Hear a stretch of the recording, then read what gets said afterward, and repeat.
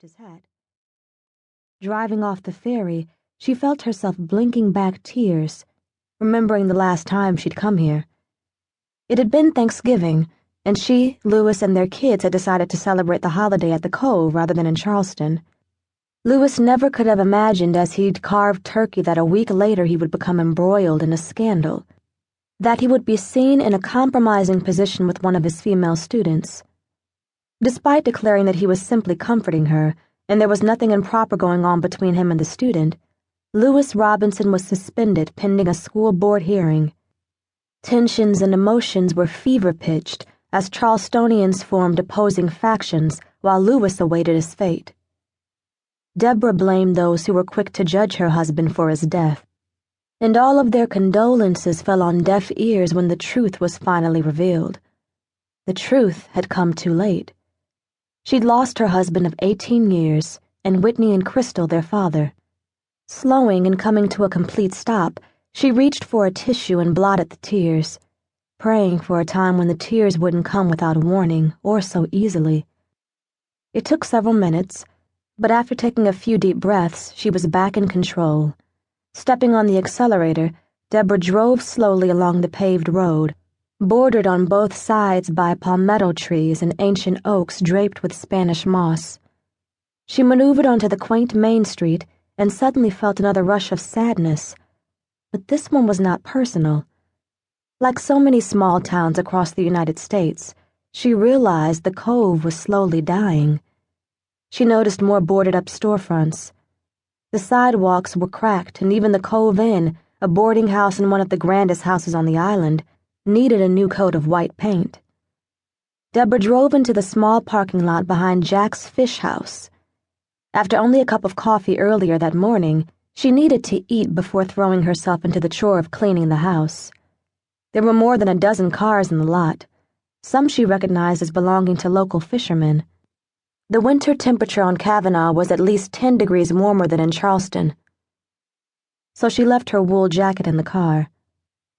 Reaching for her purse, she walked up from the lot to the entrance of the restaurant, an establishment that was known for serving some of the best seafood in the Low Country. The familiar interior of Jack's Fish House hadn't changed in decades. Tables hewn from tree trunks bore the names and initials of countless lovers, ex-lovers, and those who wanted to achieve immortality by carving their names into a piece of wood. Only the light fixtures had changed, from bulbs covered by frosted globes to hanging lamps with Tiffany-style shades. A trio of ceiling fans turned at the lowest speed to offset the buildup of heat coming from the kitchen each time the cafe doors swung open. The year before, the Jacksons had added a quartet of flat-screen televisions, primarily for the fishermen who went out at dawn and returned midday with their nets laden with crabs, oysters, and shrimp. Deborah walked past restaurant regulars and a few strange faces to sit at a round table for two in a far corner. The mouth-watering aromas coming from dishes carried by the waitstaff triggered a hunger she hadn't felt in weeks. She knew she'd lost too much weight, and although she had cooked for Whitney and Crystal, she would take only a few forkfuls of food before feeling full. Suddenly, a shadow fell over the table, and her head popped up. Lavina Jackson, wearing a pair of overalls and a bibbed apron, arms crossed under her apple bosom, gave Deborah a sad smile. Her gray hair was covered with a hairnet. "Stand up, baby, and let Vina hold you. I'm so sorry about Louis."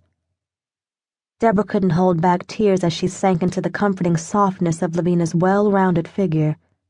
The smell of yeast and lily of the valley wafted in her nostrils, a fragrance Lavina had worn for as long as Deborah remembered. "Thank you, Miss Vina." Lavina rocked her back and forth. "You know the Cove would have turned out for you if you hadn't had a private service." "I know that, Miss Vina. But I would have lost it if the hypocrites who were so quick to judge Louis would have shown up to pay their so-called respects."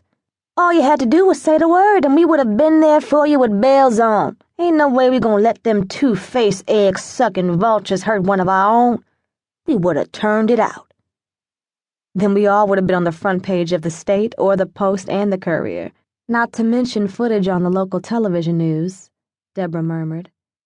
"I just want you to know we would have..."